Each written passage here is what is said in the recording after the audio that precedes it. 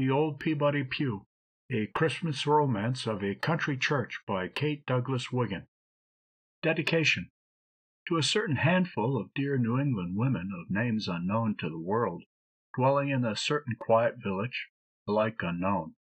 We have worked together to make our little corner of the great universe a pleasanter place in which to live, and so we know not only one another's names, but something of one another's joys and sorrows, cares and burdens, economies, hopes, and anxieties. We all remember the dusty uphill road that leads to the green church common. We remember the white spire pointing upward against a background of blue sky and feathery elms. We remember the sound of the bell that falls on the Sabbath morning stillness, calling us across the daisy-sprinkled meadows of June, the golden hayfields of July, or the dazzling whiteness and deep snowdrifts of December days. The little cabinet organ that plays the doxology, the hymn books from which we sing Praise God from whom all blessings flow, the sweet freshness of the old meeting-house, within and without, how we have toiled to secure and preserve these humble mercies of ourselves and our children.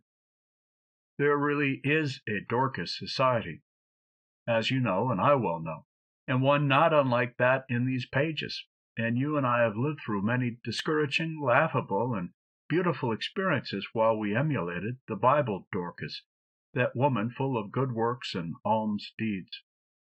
There never was a Peabody Pew in the Tory Hill Meeting-House, and Nancy's love story and Justin's never happened within its century-old walls, but I have imagined only one of the many romances that have had their birth under the shadow of that steeple, did we but realize it. As you have sat there on open-windowed Sundays, looking across purple clover fields to blue distant mountains, watching the palm leaf fans swaying to and fro in the warm stillness before sermon time, did not the place seem full of memories? For has not the life of two villages ebbed and flowed beneath that ancient roof? You heard the hum of droning bees and followed the airy wings of butterflies fluttering over the gravestones in the old churchyard, and underneath almost every moss-grown tablet some humble romance lies buried and all but forgotten. If it had not been for you, I should never have written the story, so I give it back to you tied with a sprig of Ophelia's nosegay, a sprig of rosemary, that's for remembrance. K.D.W., August 1907. Chapter 1. Edgewood, like all the other villages along the banks of the Saco, is full of sunny slopes and leafy hollows. There are little rounded green-clad hillocks that might, like their scriptural sisters, skip with joy, and there are grand rocky hills tufted with gaunt pine trees, these leading the eye to the splendid heights of our neighboring state, where snow-crowned peaks tower in the blue distance, sweeping the horizon in a long line of majesty. Tory Hill holds its own among the others for peaceful beauty and fair prospect, and on its broad level summit sits the white-painted Orthodox Meeting-House. This faces a grassy common where 6 roads meet, as if the early settlers had determined that no one should lack salvation because of a difficulty in reaching its visible source. The old church has had a dignified and fruitful past, dating from that day in 1761 when young Paul Coffin received his call to preach at a stipend of £50 a year. Answering that, never having heard of any uneasiness among the people about his doctrine or manner of life, he declared himself pleased to settle as soon as might be judged convenient. But that was 150 years ago, and much has happened since those simple, strenuous old days. The chastening hand of time has been laid somewhat heavily on the town, as well as on the church. Some of her sons have marched to the wars, and died on the field of honor. Some, seeking better fortunes, have gone westward. Others, wearying of village life, the rocky soil and rigors of farm work, have become entangled in the noise and competition, the rush and strife of cities. When the sexton rings the bell nowadays on a Sunday morning, it seems to have lost some of its old-time militant strength, something of its hope and courage. But it still rings, and although the Davids and Solomons, the Matthews, Marks, and Pauls of former congregations have left few descendants to perpetuate their labors, it will go on ringing as long as there is a Tabitha, a Dorcas, a Lois, or a Eunice left in the community. This sentiment had been maintained for a quarter of a century, but it was now especially strong as the old Tory Hill Meeting-House had been undergoing for several years more or less extensive repairs. In point of fact, the still stronger word improvements might be used with impunity, though whenever the Dorcas Society, being female and therefore possessed of notions regarding comfort and beauty, suggested any serious changes, the finance committees, which were inevitably male in their composition, generally disapproved of making any impious alterations in a tabernacle, chapel, temple, or any other building used for purposes of worship. The majority in these august bodies asserted that their ancestors had prayed and sung there for a century and a quarter, and what was good enough for their ancestors was entirely suitable for them. Besides, the community was becoming less and less prosperous, and church-going was growing more and more lamentably uncommon, so that even from a business standpoint, any sums expended upon decoration by a poor and struggling parish would be worse than wasted. In the particular year under discussion in this story, the valiant and progressive Mrs. Jeremiah Burbank was the president of the Dorcas Society, and she remarked privately and publicly that if her ancestors liked a smoky church, they had a perfect right to the enjoyment of it, but that she didn't intend to sit through meeting on winter Sundays with her white ostrich feather turning gray and her eyes smarting and watering for the rest of her natural life. Whereupon, this being in a business session, she then and there proposed to her already hypnotized constituents ways of earning enough money to build a new chimney on the other side of the church. An awestruck community witnessed this beneficent act of vandalism, and finding that no thunderbolts of retribution descended from the skies, greatly relished the change. If one or two aged persons complained that they could not sleep as sweetly during sermon time in the now clear atmosphere of the church, and that the parson's eye was keener than before, why, that was a mere detail, and could not be avoided. What was the loss of a little sleep compared with the discoloration of Mrs. Jerry Burbank's white ostrich feather and the smarting of Mrs. Jerry Burbank's eyes? A new furnace followed the new chimney in due course, and as a sense of comfort grew, there was opportunity to notice the lack of beauty. Twice in 60 years had some well-to-do summer parishioner painted the interior of the church at his own expense, but although the roof had been many times reshingled, it had always persisted in leaking, so that the ceilings and walls were disfigured by unsightly spots and stains and streaks. The question of shingling was tacitly felt to be outside the feminine domain, but as there were 5 women to 1 man in the church membership, the feminine domain was frequently obliged to extend its limits into the hitherto unknown. Matters of tarring and waterproofing were discussed in and out of season, and the very school children imbibed knowledge concerning lapping, overlapping, and cross-lapping, and first and second quality of cedar shingles.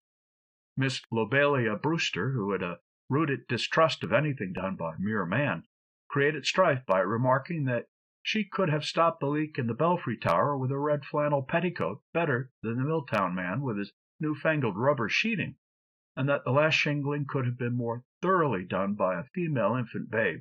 Whereupon the person criticized retorted that he wished Miss Lobelia Brewster had a few infant babes to put on the job. He'd like to see 'em try.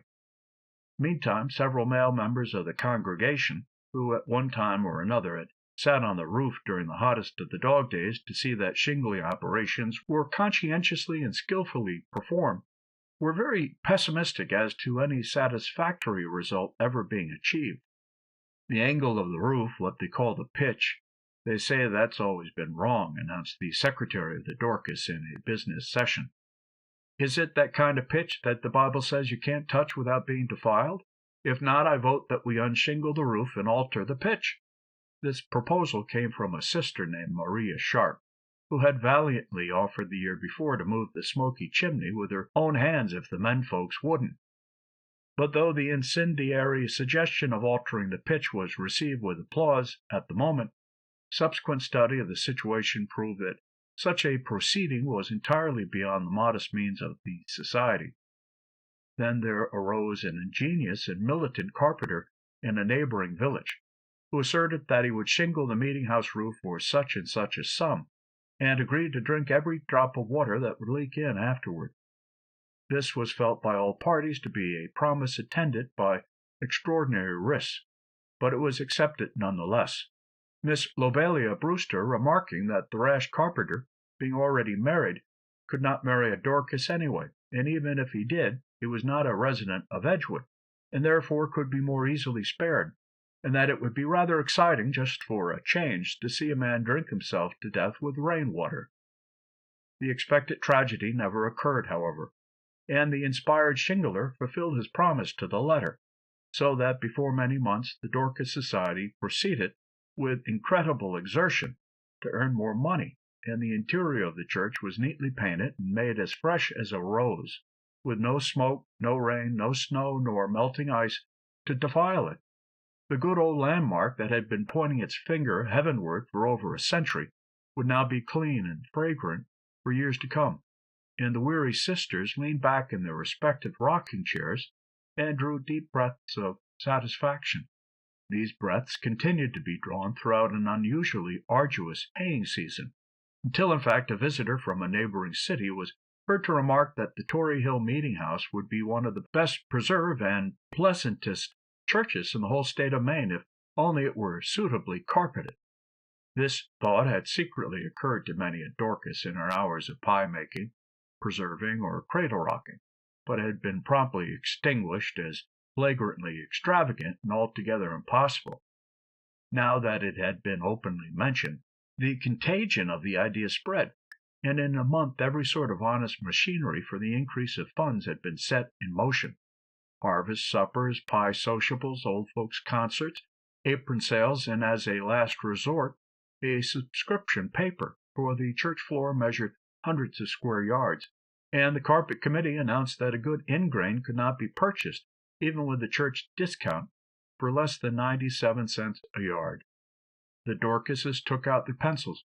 When they multiplied the surface of the floor by the price of the carpet per yard, each Dorcas attaining a result entirely different from all the others, there was a shriek of dismay, especially from the secretary, who had included in her mathematical operation certain figures in her possession representing the cubical contents of the church, and the offending pitch of the roof, thereby obtaining a product that would have dismayed a Croesus.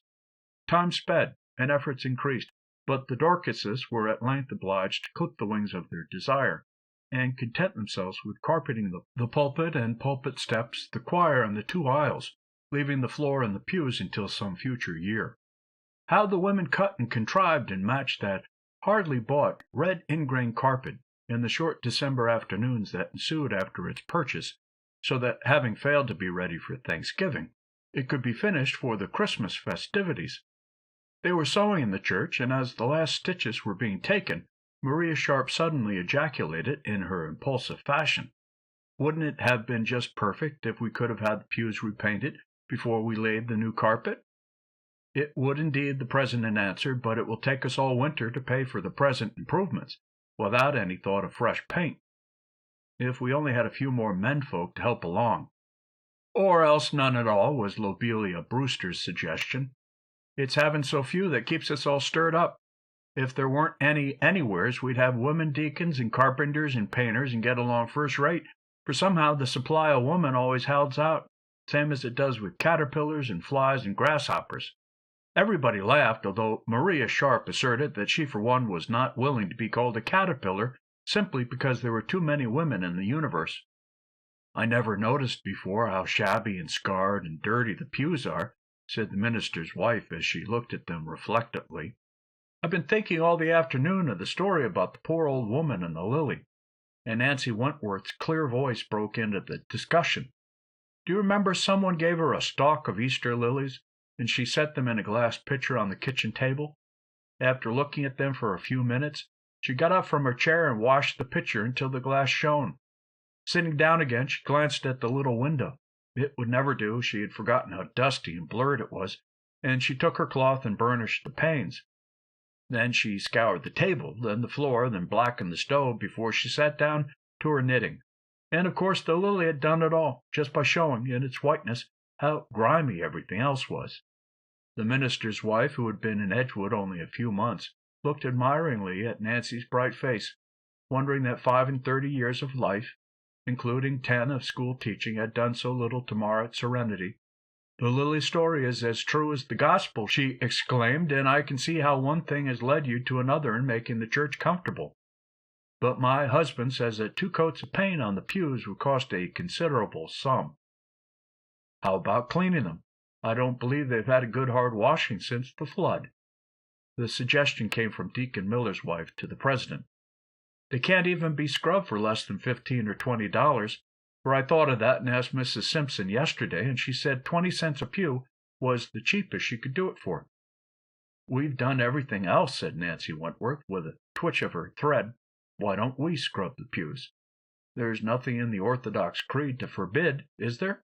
"Speaking of creeds," and here old Mrs. Sargent paused in her work, "Elder Ransom from Acreville stopped with us last night, and he tells me they recite the Euthanasian Creed every few Sundays in the Episcopal Church. I didn't want him to know how ignorant I was, but I looked up the word in the dictionary. It means easy death, and I can't see any sense in that, though it's a terrible long creed, the elder says, and if it's any longer in art, I should think anyone might easy die learning it."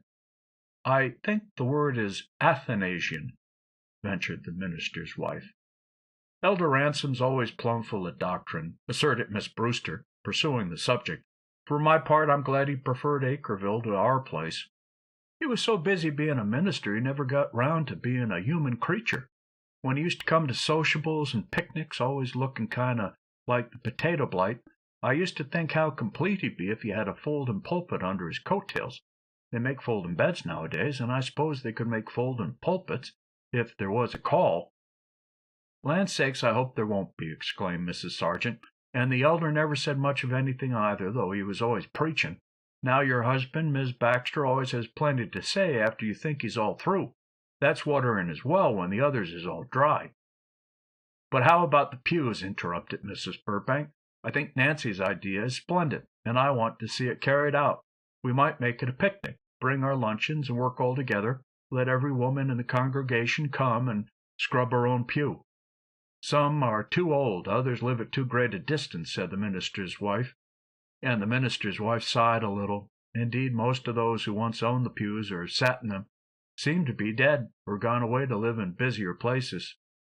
"I've no patience with 'em, gallivanting over the earth," and here Lobelia rose and shook the carpet threads from her lap.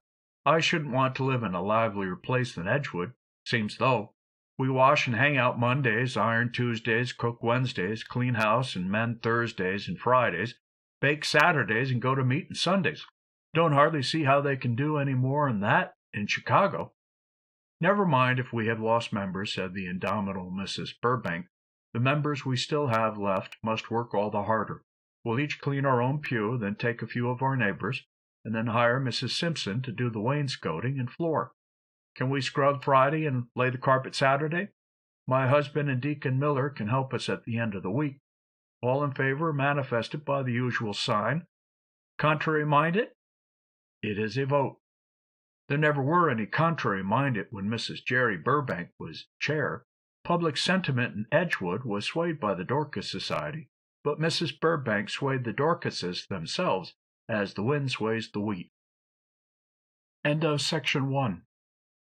Chapter 2. The old meeting-house wore an animated aspect when the eventful Friday came, a cold, brilliant, sparkling December day, with good sleighing and with energy in every breath that swept over the dazzling snowfields. The sexton had built a fire in the furnace on the way to his morning work, a fire so economically contrived that it would last exactly the 4 or 5 necessary hours, and not a second more. At 11 o'clock all the pillars of the society had assembled, having finished their own household work, and laid out on their respective kitchen tables comfortable luncheons for the men of the family, if they were fortunate enough to number any among their luxuries. Water was heated upon oil stoves set about here and there was a brave array of scrubbing brushes, cloths, soap, and even sand and soda, for it had been decided and manifested by the usual sign of no contrary minded, and it was a vote, that the dirt was to come off, whether the paint came with it or not. Each of the 15 women present selected a block of seats, preferably one in which her own was situated, and all fell busily to work. "There is nobody here to clean the right-wing pews," said Nancy Wentworth, "so I will take those for my share." "You're not making a very wise choice, Nancy," and the minister's wife smiled as she spoke. "The infant class of the Sunday school sits there, you know, and I expect the paint has had extra wear and tear. Families don't seem to occupy those pews regularly nowadays." "I can remember when every seat in the whole church was filled, wings and all," mused Mrs. Sargent, wringing out her washcloth in a reminiscent mood. "The one in front of you, Nancy, was always called the deaf pew in the old times, and all the folks that was hard of hearing used to congregate there." "The next pew hasn't been occupied since I came here," said the minister's wife. "No," answered Mrs. Sargent, glad of any opportunity to retail neighborhood news. "Squire Bean's folks have moved to Portland to be with the married daughter. Somebody has to stay with her, and her husband won't. The squire ain't a strong man, and he's most too old to go to meeting now. The youngest son has just died in New York, so I hear." "What ailed him?" inquired Maria Sharp. "I guess he was completely wore out taking care of his health," returned Mrs. Sargent. "He had a splendid constitution from a boy, but he was always afraid it wouldn't last him. The seat back of Squire Bean's is the old Peabody Pew. Ain't that the Peabody Pew you're scrubbing, Nancy?" "I believe so," Nancy answered, never pausing in her labors. "It's so long since anybody sat there, it's hard to remember." "It is the Peabodys. I know it, because the aisle runs right up facing it. I can see old Deacon Peabody settin' in this end same as if 'twas yesterday." "He had died before Jerry and I came back here to live," said Mrs. Burbank. "First I remember, Justin Peabody sat in the end seat. The sister that died next, and in the corner against the wall, Mrs. Peabody, with a crepe shawl and a palm leaf fan. They were a handsome family." "You used to sit with them sometimes, Nancy. Esther was great friends with you." "Yes, she was," Nancy replied, lifting the tattered cushion from its place and brushing it, "and I with her. What is the use of scrubbing and carpeting when there are only 20 pew cushions and 6 hassocks in the whole church, and most of them ragged? How can I ever mend this? I shouldn't trouble myself to darn other people's cushions." This unchristian sentiment came in Mrs. Miller's ringing tones from the rear of the church. "I don't know why," argued Maria Sharp. "I'm going to mend my Aunt Asha's cushion, and we haven't spoken for years, but hers is the next pew to mine, and I'm going to have my part of the church look decent, even if she is too stingy to do her share. Besides, there aren't any Peabodys left to do their own darning, and Nancy was friends with Esther." "Yes, it's nothing more than right," Nancy replied, with a note of relief in her voice, considering Esther. "Though we don't belong to the scrubbing sex, there is one Peabody alive, as you know. If you stop to think, Maria, for Justin's alive and living out west somewheres. Least he's as much alive as ever he was. He was as good as dead when he was 21, but his mother was always too soft-hearted to bury him." There was considerable laughter over the sally of the outspoken Mrs. Sargent, whose keen wit was the delight of the neighborhood. "I know he's alive and doing business in Detroit, for I got his address a week or 10 days ago and wrote, ask him if he'd like to give a couple of dollars toward repairing the old church." Everybody looked at Mrs. Burbank with interest. "Hasn't he answered?" asked Maria Sharp. Nancy Wentworth held her breath, turned her face to the wall, and silently wiped the paint of the wainscoting. The blood that had rushed into her cheeks at Mrs. Sargent's jeering reference to Justin Peabody still lingered there for anyone who ran to read. But fortunately nobody ran. They were too busy scrubbing. "Not yet. Folks don't hurry about answering when you ask them for a contribution," replied the president, with a cynicism common to persons who collect funds for charitable purposes. "George Wickham sent me 25 cents from Denver.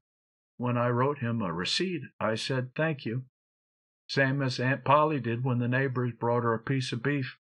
Ever so much obliged, but don't forget me when you come to kill a pig.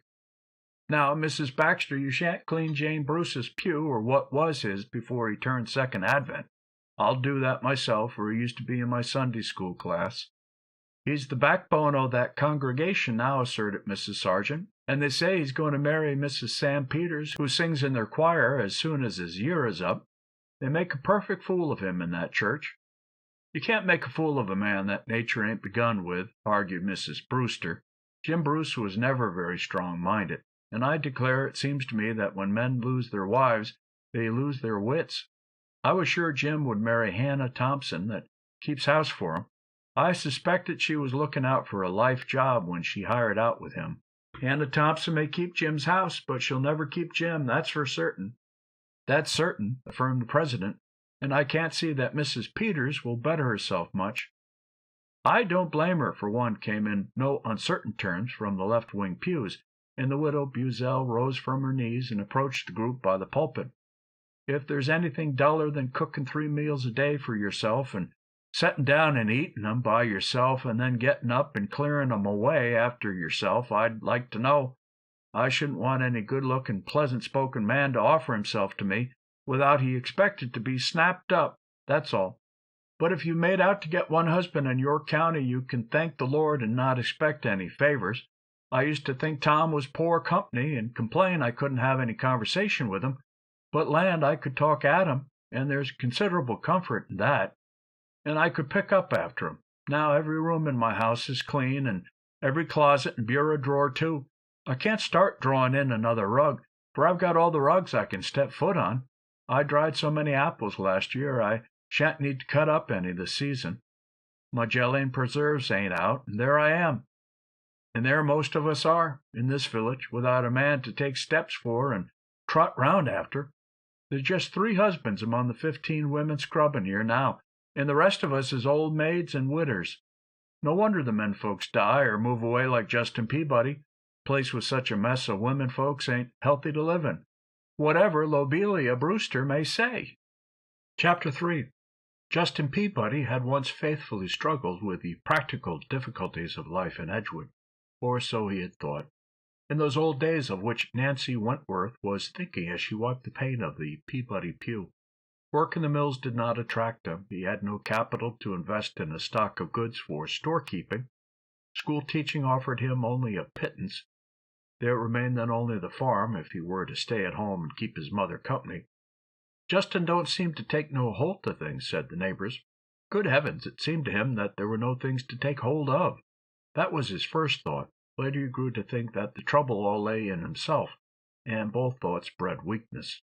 The farm had somehow supported the family in the old deacon's time, but Justin seemed unable to coax a competence from the soil.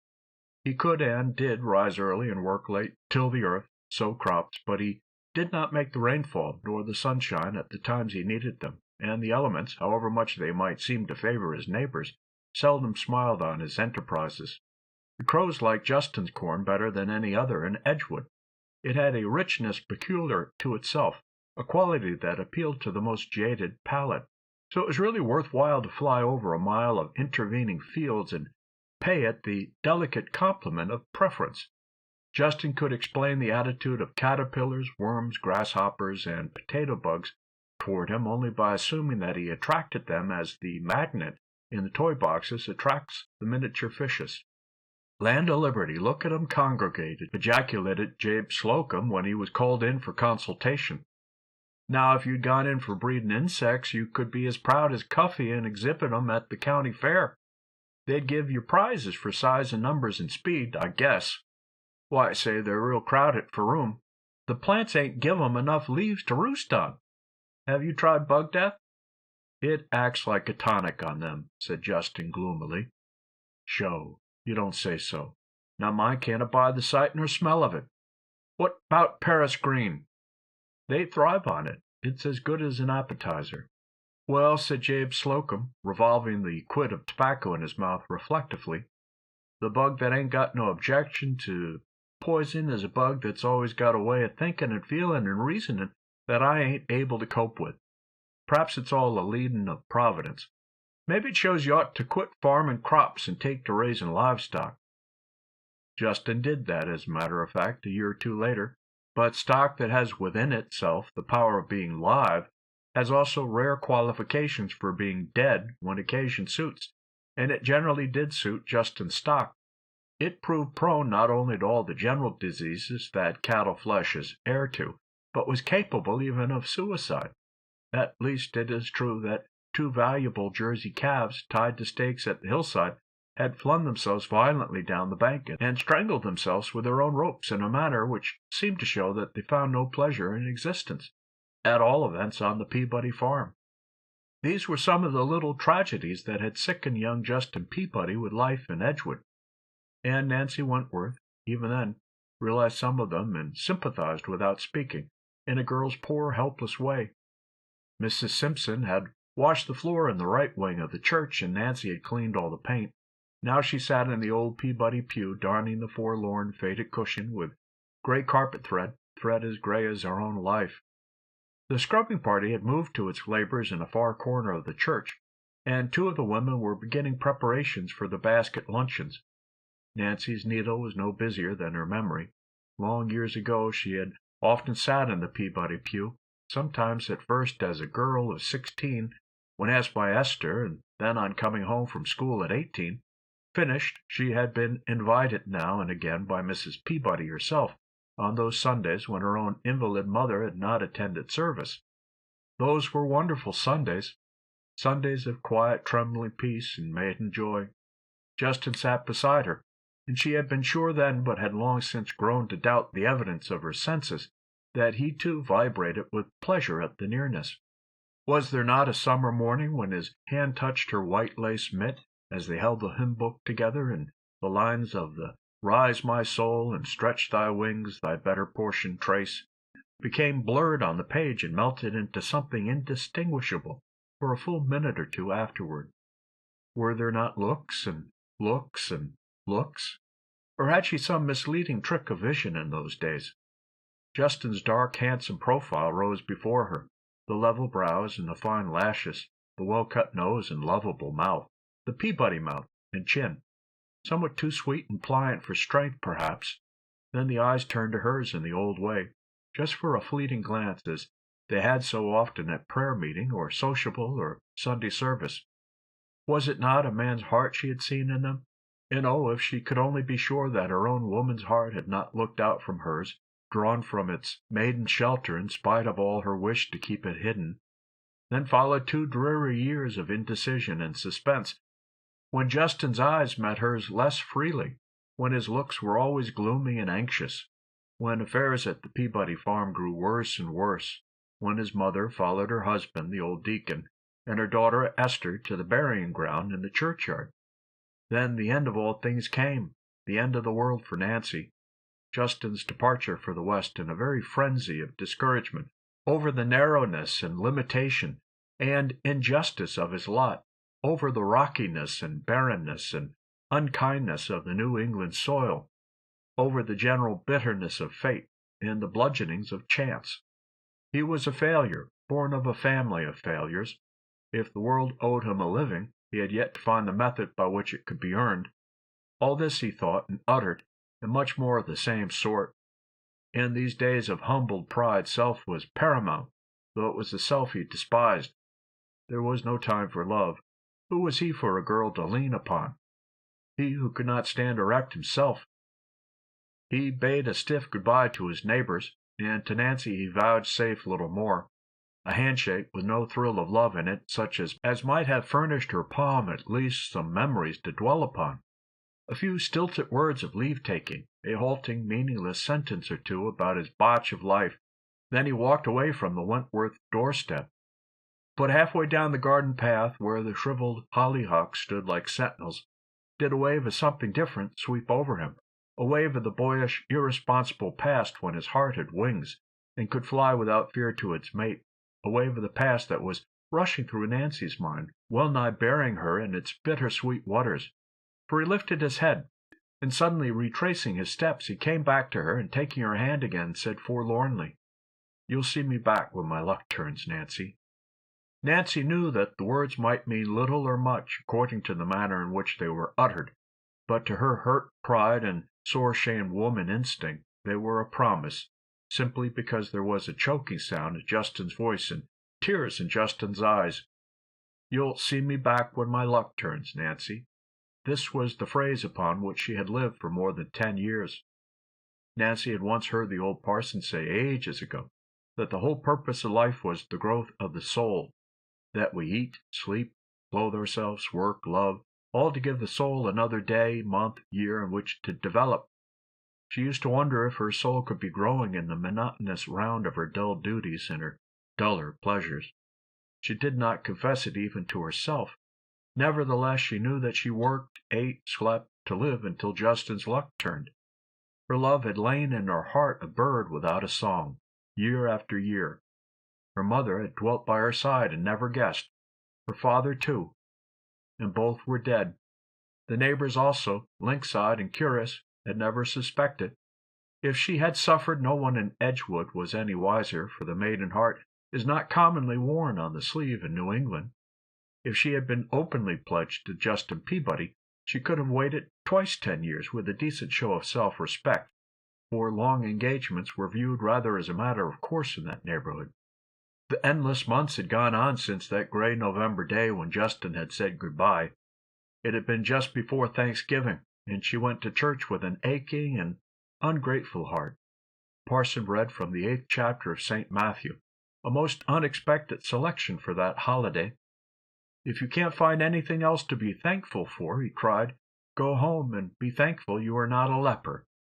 Nancy took the drastic counsel away from the church with her, and it was many a year before she could manage to add to this slender store anything to increase her gratitude for mercies given, though all the time she was outwardly busy, cheerful, and helpful.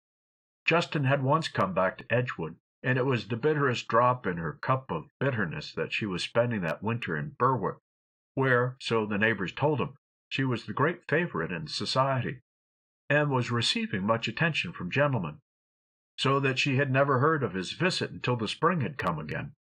Parted friends did not keep up with one another's affairs by means of epistolary communication in those days.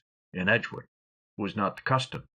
Spoken words were difficult enough to Justin Peabody, and written words were quite impossible, especially if they were to be used to define his half-conscious desires and his fluctuations of will, or to recount his disappointments and discouragements and mistakes. End of section 2. Chapter 4. It was Saturday afternoon, the 24th of December, and the weary sisters of the Dorcas band rose from their bruised knees and removed their little stores of carpet-tacks from their mouths. This was a feminine custom of long standing, and as no village dressmaker had ever died of pins in the digestive organs, so were no symptoms of carpet-tacks ever discovered in any Dorcas, living or dead. Men wondered at the habit and reviled it, but stood confounded in the presence of its indisputable harmlessness. The red ingrain carpet was indeed very warm, beautiful, and comforting to the eye, and the sisters were suitably grateful to Providence and devoutly thankful to themselves that they had been enabled to buy, sew, and lay so many yards of it. But as they stood looking at their completed task, it was cruelly true that there was much left to do. The aisles had been painted dark brown on each side of the red stripes, leading from the doors to the pulpit, but the rest of the church floor was a thing of shreds and patches. Each member of the carpet committee had paid, as a matter of pride, however ill she could afford it, $3.67 for sufficient carpet to lay in her own pew. But these brilliant spots of conscientious effort only made the stretches of bare, unpainted floor more evident, and that was not all. Traces of former spasmodic and individual efforts desecrated the present ideals. The doctor's pew had a pink and blue Brussels on it. The lawyers' striped stair carpeting. The browns from Deer Wonders sported straw matting and were not abashed, while the greens, the whites, the blacks, and the grays displayed floor coverings as dissimilar as their names. "I never noticed it before," exclaimed Maria Sharp. "But it ain't Christian, that floor. It's heathenish and ungodly." "For mercy's sake, don't swear, Maria," said Mrs. Miller nervously. "We've done our best, and let's hope that folks will look up and not down. It isn't as though they were going to set in the chandelier. They'll have something else to think about when Nancy gets her hemlock branches and white carnations in the pulpit vases. This morning my Abner picked off 2 pinks from the plant I've been nursing in my dining room for weeks, trying to make it bloom for Christmas. I slapped his hands good, and it's been haunting me ever since to think I had to correct him the day before Christmas. Come, Lobelia, we must be hurrying." "One thing comforts me," exclaimed the widow Buzzell, as she took her hammer and tacks preparatory to leaving, "and that is the Methodist Meeting-House ain't got any carpet at all." Mrs. Buzzell interrupted the minister's wife with a smile that took the sting from her speech. "It will be like punishing little Abner Miller. If we think those thoughts on Christmas Eve, we shall surely be haunted afterward." "And anyway," interjected Maria Sharp, who always saved the situation, "you just wait and see if the Methodists don't say they'd rather have no carpet at all than have one that don't go all over the floor. I know 'em." And she put on her hood and blanket shawl as she gave one last fond look at the improvements. "I'm going home to get my supper, and come back afterward to lay the carpet in my pew. My beans and brown bread will be just right by now, and perhaps it will rest me a little. Besides, I must feed Ezekiel." As Nancy Wentworth spoke, she sat in a corner of her own modest rear seat, looking a little pale and tired. Her waving dark hair had loosened and fallen over her cheeks, and her eyes gleamed from under it wistfully. Nowadays, Nancy's eyes never had the sparkle of gazing into the future, but always the liquid softness that comes from looking backward. "The church will be real cold by then, Nancy," objected Mrs. Burbank. "Good night, Mrs. Baxter." "Oh, no, I shall be back by 6:30, and I shall not work long. Do you know what I believe I'll do, Mrs. Burbank, just through the holidays? Christmas and New Year's both coming on Sunday this year, there'll be a great many out to church, not counting the strangers that'll come to the special service tomorrow. Instead of putting down my own pew carpet, that'll never be noticed here in the back, I'll lay it in the Old Peabody Pew, for the red aisle strip leads straight up to it. The ministers always go up that side, and it does look forlorn." "That's so, and all the more because my pew, that's exactly opposite in the left wing, is new carpeted and cushioned," replied the president. "I think that's real generous of you, Nancy, because the Riverboro folks, knowing that you're a member of the carpet committee, will be sure to notice, and think it's queer you haven't made an effort to carpet your own pew." "Never mind," smiled Nancy wearily. "Riverboro folks never go to bed on Saturday night without wondering what Edgewood is thinking about them." The minister's wife stood at her window watching Nancy as she passed the parsonage. How wasted, she sighed, going home to eat her lonely supper and feed Ezekiel. "I can bear it for the others, but not for Nancy. Now she has lighted her lamp, now she has put fresh pine on the fire, for new smoke comes from the chimney. Why should I sit down and serve my dear husband, and Nancy feed Ezekiel?" There was some truth in Mrs. Baxter's feeling. Mrs. Buzzell, for instance, had 3 sons. Maria Sharp was absorbed in her lame father and her Sunday school work, and Lobelia Brewster would not have considered matrimony a blessing, even under the most favorable conditions. But Nancy was framed and planned for other things, and Ezekiel was an insufficient channel for her soft, womanly sympathy and her bright activity of mind and body. Ezekiel had lost his tail in a mowing machine. Ezekiel had the asthma, and the immersion of his nose in milk made him sneeze, so he was wont to slip his paw in and out of the dish and lick it patiently for 5 minutes together. Nancy often watched him pityingly, giving him kind and gentle words to sustain his fainting spirit, but tonight she paid no heed to them, although he sneezed violently to attract her attention.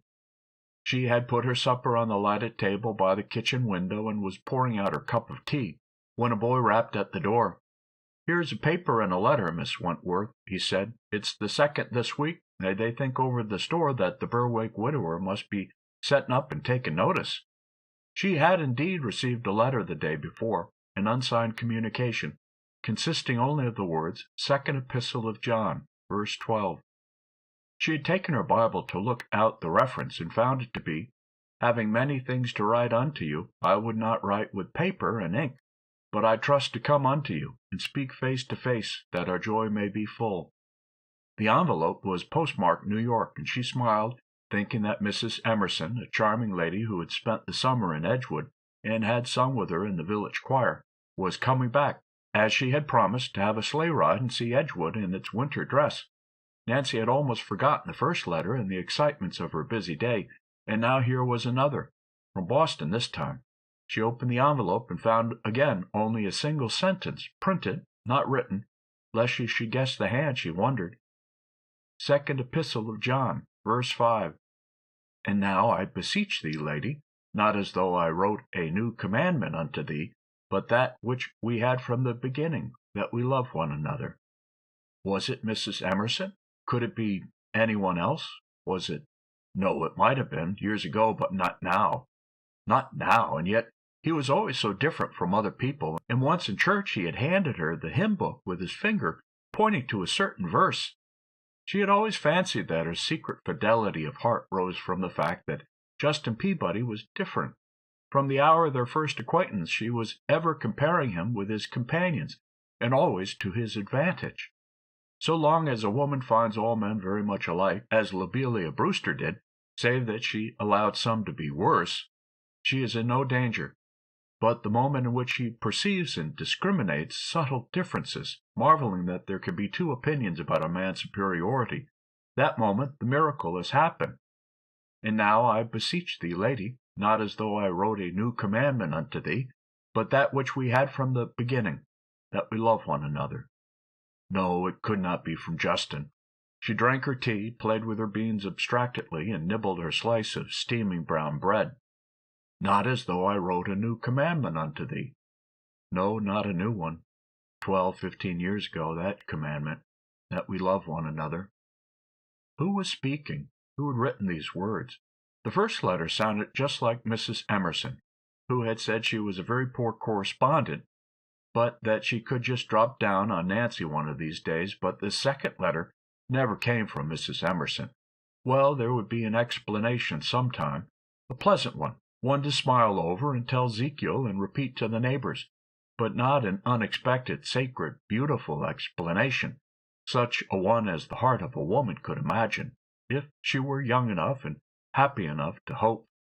She washed her cup and plate, replaced the uneaten beans in the brown pot, and put them away with a round loaf, folded the cloth. Lobelia Brewster said Nancy always set out her meals as she was entertaining company from Portland, closed the stove dampers, carried the lighted lamp to a safe corner shelf, and lifted Ezekiel to his cushion on the high-back rocker, doing all with a nice precision of long habit. Then she wrapped herself warmly, and locking the lonely little house behind her, set out to finish her work in the church. Chapter 5. At this precise moment, Justin Peabody was eating his own beans and brown bread, articles of diet of which his Detroit landlady was lamentably ignorant. At the new tavern, not far from the meeting-house, it would not be fair to him to say that Mrs. Burbank's letter had brought him back to Edgewood, but it had certainly accelerated his steps. For the first 6 years after Justin Peabody left home, he had drifted about from place to place, saving every possible dollar of his uncertain earnings in the conscious hope that he could go back to New England and ask Nancy Wentworth to marry him. The West was prosperous and progressive, but how he yearned in idle moments for the grimmer and more sterile soil that had given him birth. Then came what seemed to him a brilliant chance for a lucky turn of his savings, and he invested them in an enterprise which, wonderfully as it promised, failed within 6 months and left him penniless. At that moment he definitely gave up all hope, and for the next few years he put Nancy as far as possible out of his mind, in the full belief that he was acting an honorable part in refusing to drag her into his tangled and fruitless way of life.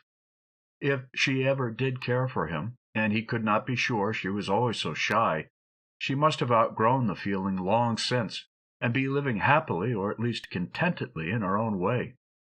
He was glad in spite of himself when he heard that she had never married, but at least he hadn't it on his conscience that he had kept her single. On the 17th of December, Justin, his business day over, was walking toward the dreary house in which he ate and slept.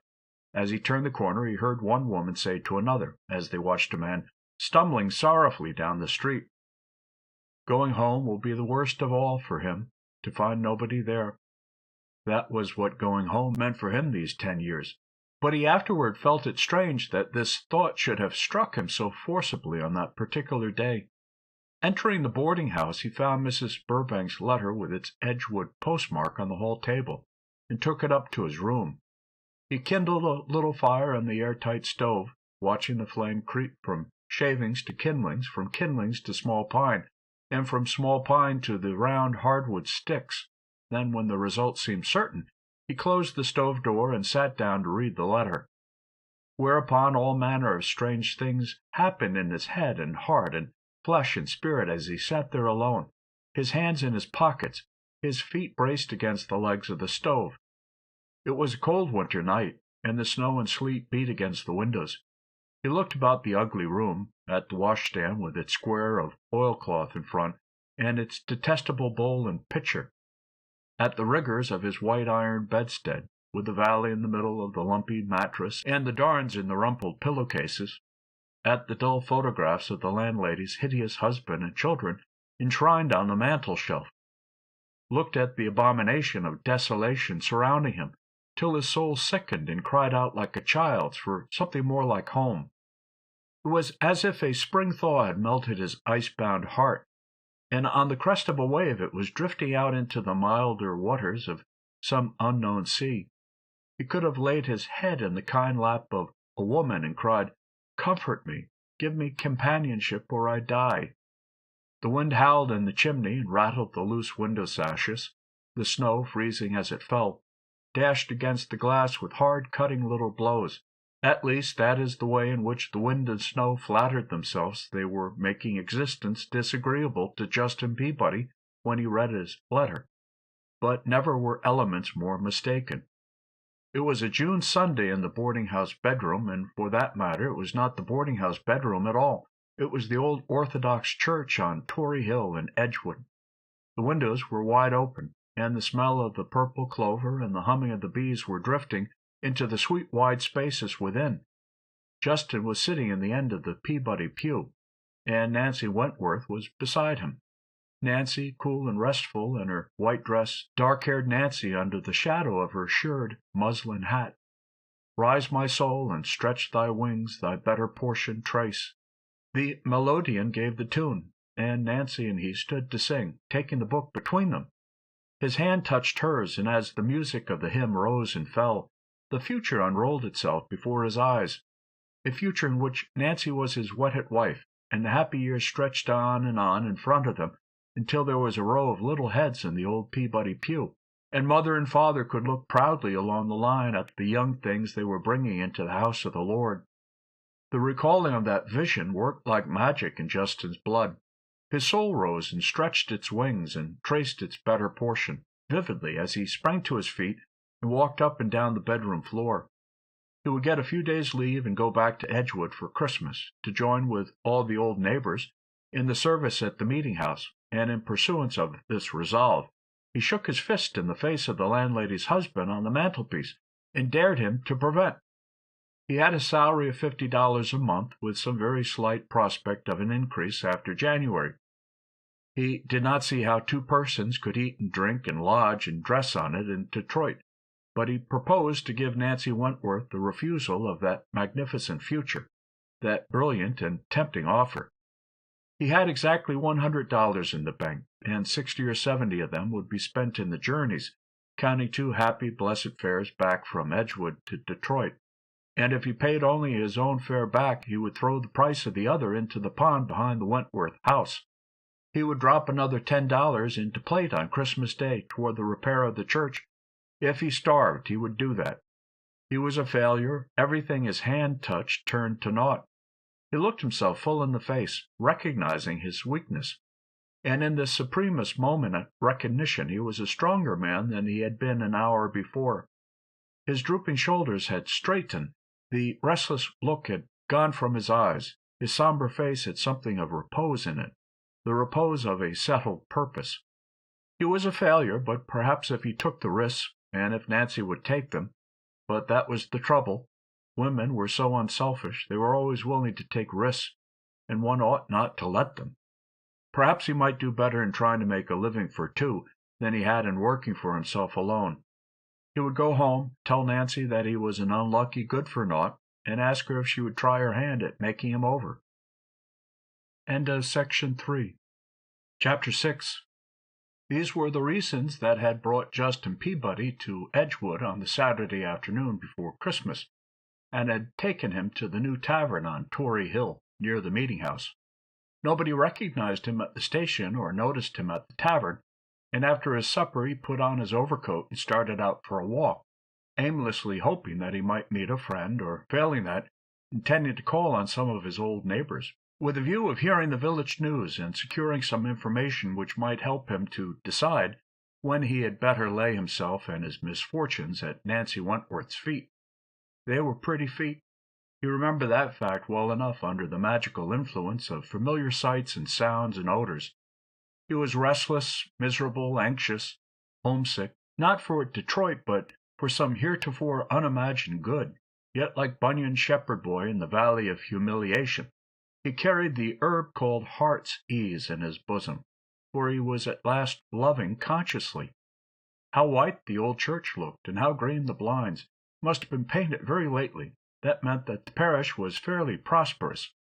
There were some new shutters in the belfry tower, too. He remembered the former open space and the rusty bell, and he liked the change. Did the chimney used to be in that corner? No, but his father had always said it would have drawn better if it had been put there in the beginning. New shingles within a year, that was evident to a practised eye. He wondered if anything had been done to the inside of the building, but he must wait until the morrow to see, for of course the doors would be locked. No, the one at the right side was ajar. He opened it softly and stepped into the tiny square entry that he recalled so well, the one through which the Sunday school children ran out to the steps from their catechism, apparently enjoying the sunshine after a spell of orthodoxy. The little entry where the village girls congregated while waiting for the last bell to ring. They made a soft blur of pink and blue and buff, a little flutter of curls and braids and fans and sunshades in his mind's eye, as he closed the outer door behind him and gently opened the inner one. The church was flooded with moonlight and snowlight. There was one lamp burning at the back of the pulpit, a candle, too, on the pulpit steps. There was the tip-tap-tip of a tack hammer going on in a distant corner. Was somebody hanging Christmas garlands? The new red carpet attracted his notice, and as he grew accustomed to the dim light, it carried his eye along the aisle he had tread so many years of Sundays, to the old familiar pew. The sound of the hammer ceased, and a woman rose from her knees. A stranger was doing for the family honor what he ought to have done himself. The woman turned to shake her skirt, and it was Nancy Wentworth. He might have known it. Women were always faithful. They always remembered old landmarks, old ways, old friends, old duties. His father and mother and Esther were all gone. Who but dear Nancy would have made the old Peabody Pew right and tidy for the Christmas festival? Bless her kind womanly heart. She looked just the same to him as when he last saw her. Mercifully, he seemed to have held in remembrance all these years not so much her youthful bloom as her general qualities of mind and heart, her cheeriness, her spirit, her unflagging zeal, her bright womanliness.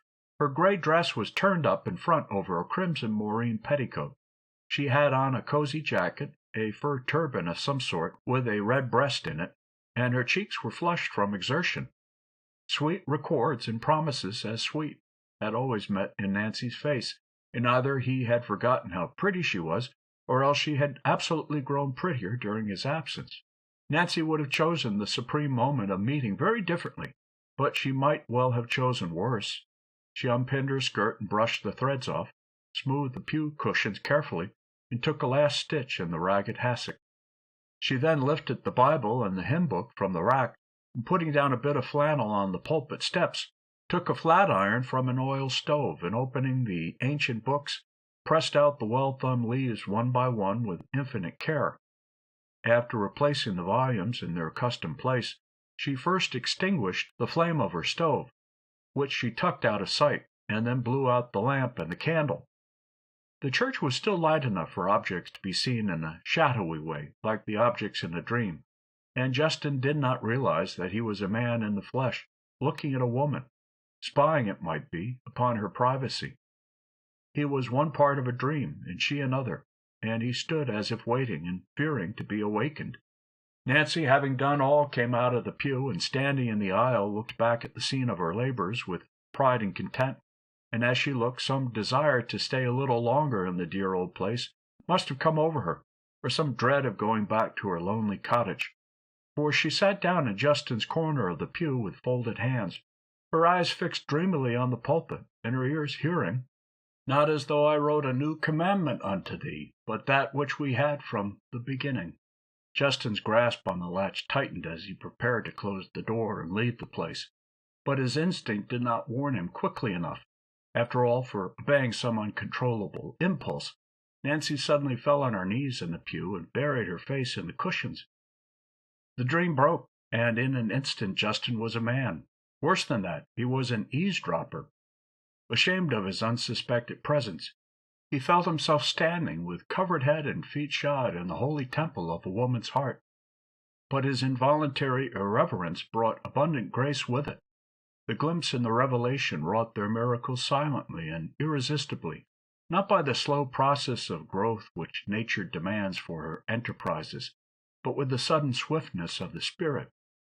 In an instant, changes had taken place in Justin's soul which his so-called experiencing religion, 25 years back, had been powerless to effect.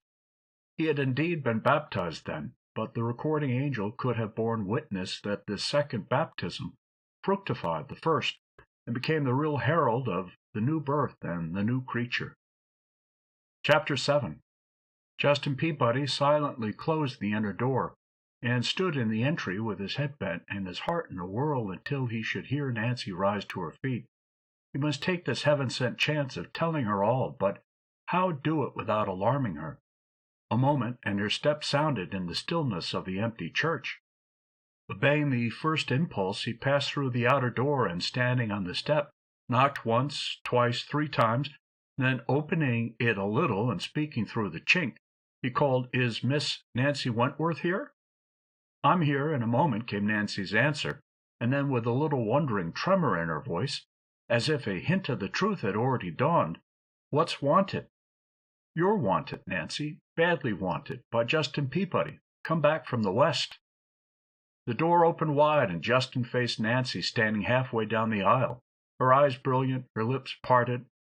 A week ago, Justin's apparition confronting her in the empty meeting-house after nightfall, even had she been prepared for it as now, by his voice, would have terrified her beyond measure. Now it seemed almost natural and inevitable. She had spent these last days in the church where both of them had been young and happy together. The 2 letters had brought him vividly to mind, and her labor in the Old Peabody Pew had been one long excursion into the past in which he was the most prominent and the best-loved figure. "I said I'd come back to you when my luck turned, Nancy." These were so precisely the words she expected him to say, should she ever see him again face to face, that for an additional moment they but heightened her sense of unreality. "Well, the luck hasn't turned after all, but I couldn't wait any longer. Have you given a thought of me all these years, Nancy?" "More than one, Justin." For the very look upon his face, the tenderness of his voice, the attitude of his body, outran his words and told her what he had come home to say, told her that her years of waiting were over at last. "You ought to despise me for coming back again with only myself and my empty hands to offer you." How easy it was to speak his heart out in this dim and quiet place. How tongue-tied he would have been, sitting on the black haircloth sofa in the Wentworth parlor, and gazing at the open soapstone stove. "Oh, men are such fools!" cried Nancy, smiles and tears struggling together in her speech, as she sat down suddenly in her own pew and put her hands over her face.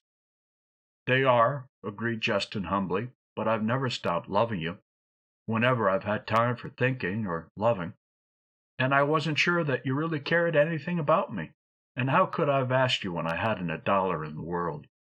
There are other things to give a woman besides dollars, Justin." "Are there?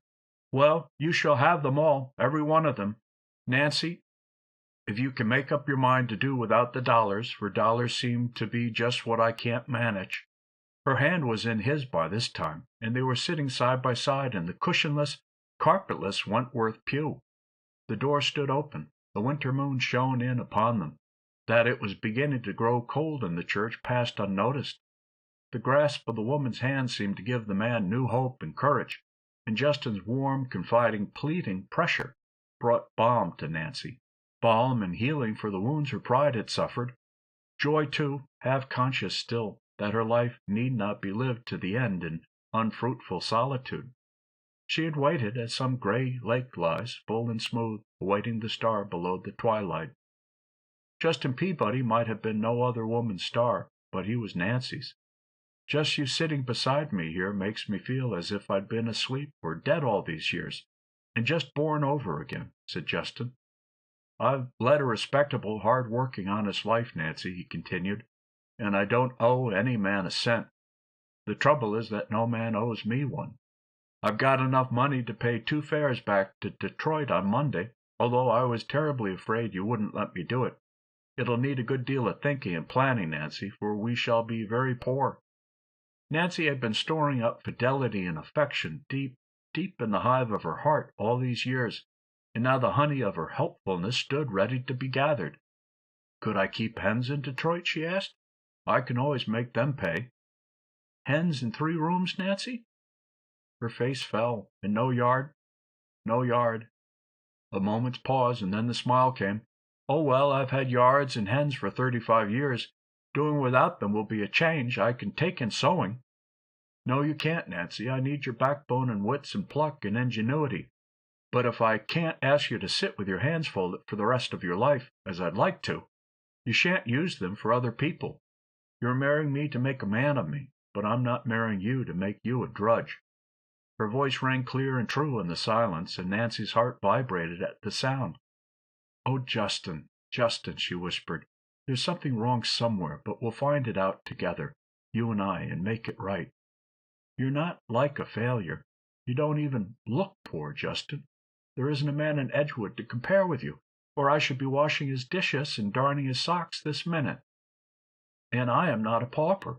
There'll be the rent of my little house and a carload of my furniture, so you can put the 3-room idea out of your mind, and your firm will offer you a larger salary when you tell them you have a wife to take care of.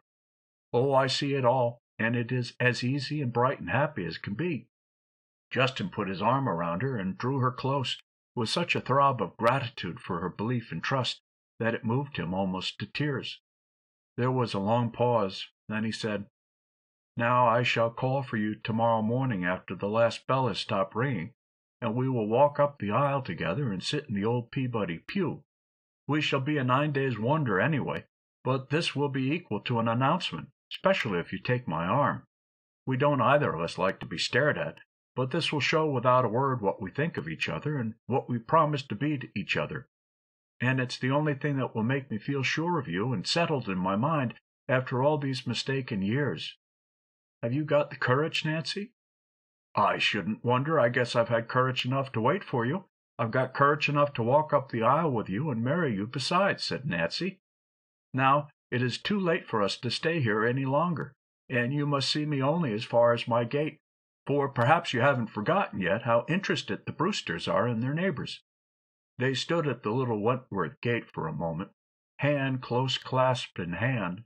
The night was clear, the air was cold and sparkling, but with nothing of bitterness in it. The sky was steely blue, and the evening star glowed and burned like a tiny sun. Nancy remembered the shepherd song she had taught the Sunday school children, and repeated softly, "For I my sheep was watching beneath the silent skies, when sudden far to eastward I saw a star arise. Then all the peaceful heavens with sweetest music rang, and glory, glory, glory, the happy angels sang. So I this night am joyful, that I can scarce tell why. It seemeth me that glory hath met us very nigh, and we, though poor and humble, have part in heavenly plan. For born tonight, the Prince of Peace shall rule the heart of man." Justin's heart melted within him like wax to the woman's vision and the woman's touch. "Oh, Nancy, Nancy," he whispered, "if I had brought my bad luck to you long, long ago, you would have taken me then, and have I lost years of such happiness as this?" "There are some things it is not best for a man to be certain about," said Nancy, with a wise smile and a last good night. Chapter 8. Ring out, sweet bells, o'er woods and dells, your lovely strains repeat, while happy throngs with joyous songs each accent gladly greet. Christmas morning in the old Tory Hill Meeting-House was felt by all the persons who were present in that particular year to be a most exciting and memorable occasion. The old sexton quite outdid himself. for although he had rung the bell for more than 30 years, he had never felt greater pride or joy in his task. Was not his son John home for Christmas, and John's wife and a grandchild newly named Nathaniel for himself? Were there not spare ribs and turkeys and cranberries and mince pies on the pantry shelves, and barrels of rosy Baldwins in the cellar, and bottles of mother's root beer just waiting to give a holiday pop? The bell itself forgot its age, and the suspicion of a crack that dulled its voice on a damp day, and inspired by the bright frosty air, the sexton's inspiring pull, and the Christmas spirit, gave out nothing but joyous tones. Ding dong! Ding dong! It fired the ambitions of star scholars about to recite hymns and sing solos. It thrilled little girls expecting dolls before night. It excited beyond bearing dozens of little boys being buttoned into refractory overcoats. Ding dong! Ding dong! Mothers' fingers trembled when they heard it, and mothers' voices cried, "If that is the second bell, the children will never be ready in time. Where are the overshoes? Where are the mittens? Hurry, Jack! Hurry, Jenny! Ding dong! Ding dong! Where's Sally's muff? Where's father's fur cap? Is the sleigh at the door? Are the hot soapstones in? Have all of you your money for the contribution box?" Ding dong! Ding dong! It was a blithe bell, a sweet, true bell, a holy bell, and to Justin, pacing his tavern room, as to Nancy, trembling in her maiden chamber, it rang a Christmas message. "Awake, glad heart, arise and sing. It is the birthday of thy King." The congregation filled every seat in the old meeting-house. As Maria Sharp had prophesied, there was one ill-natured spinster from a rival village who declared that the church floor looked like Joseph's coat laid out smooth, but in the general chorus of admiration, approval, and goodwill, this envious speech, though repeated from mouth to mouth, left no sting. Another item of interest long recalled was the fact that on that august and unapproachable day the pulpit vases stood erect and empty, though Nancy Wentworth had filled them every Sunday since anyone could remember. This instance, though felt at the time to be of mysterious significance, if the cause were ever revealed, paled into nothingness when, after the ringing of the last bell, Nancy Wentworth walked up the aisle on Justin Peabody's arm, and they took their seats side by side in the old family pew, and considerable close, too, though there was plenty of room, and no one that I ever heard of so much as suspicion that they had ever kept company. And do you suppose she knew Justin was expected back when she scrubbed his pew a Friday? And this explains the empty pulpit vases. And I always said that Nancy would make a real handsome couple if she ever got anybody to couple with. During the unexpected and solemn procession of the two up the aisle, the soprano of the village choir stopped short in the middle of the doxology, and the three other voices carried it to the end without any trouble. Also, among those present, there were some who could not remember afterward the precise petitions wafted upward in the opening prayer. And could it be explained otherwise than by cheerfully acknowledging the bounty of an overruling providence that Nancy Wentworth should have had a new winter dress for the first time in 5 years, a winter dress of dark brown cloth to match her beaver muff and victorine? The existence of this toilette had been known and discussed in Edgewood for a month past, and it was thought to be nothing more than a proper token of respect from a member of the carpet committee to the general magnificence of the church on the occasion of its reopening after repairs. Indeed, you could have identified every member of the Dorcas Society that Sunday morning by the freshness of her apparel. The brown dress, then, was generally expected, but why the white cashmere waist with a collar and cuffs of point lace, devised only and suitable only for the minister's wedding, where it first saw the light? "The white waist can only be explained as showing distinct hope," whispered the minister's wife during the reading of the church notices. "To me it shows more than hope. I am very sure that Nancy would never take any wear out of that lace for hope. It means certainty," answered Maria, who was always strong in the prophetic line. By sermon time, Justin's identity had dawned upon most of the congregation. A stranger to all but one or two at first, his presence in the Peabody pew brought his face and figure back, little by little, to the minds of the old parishioners. When the contribution plate was passed, the sexton always began at the right-wing pews, as all the sextons before him had done for 100 years. Every eye in the church was already turned upon Justin and Nancy, and it was with almost a gasp that those in the vicinity saw a $10 bill fall in the plate. The sexton reeled, or if that is too intemperate a word for a pillar of the church, the good man tottered, but caught hold of the pew rail with one hand, and putting the thumb of his other over the bill, proceeded quickly to the next pew, lest the stranger should think better of his gift, or demand change, as had occasionally been done in the olden time. Nancy never fluttered an eyelash, but sat quietly by Justin's side, with her bosom rising and falling under the beaver fur, and her cold hands clasped tight in the little brown muff. Far from grudging this appreciable part of their slender resources, she thrilled with pride to see Justin's offering fall in the plate.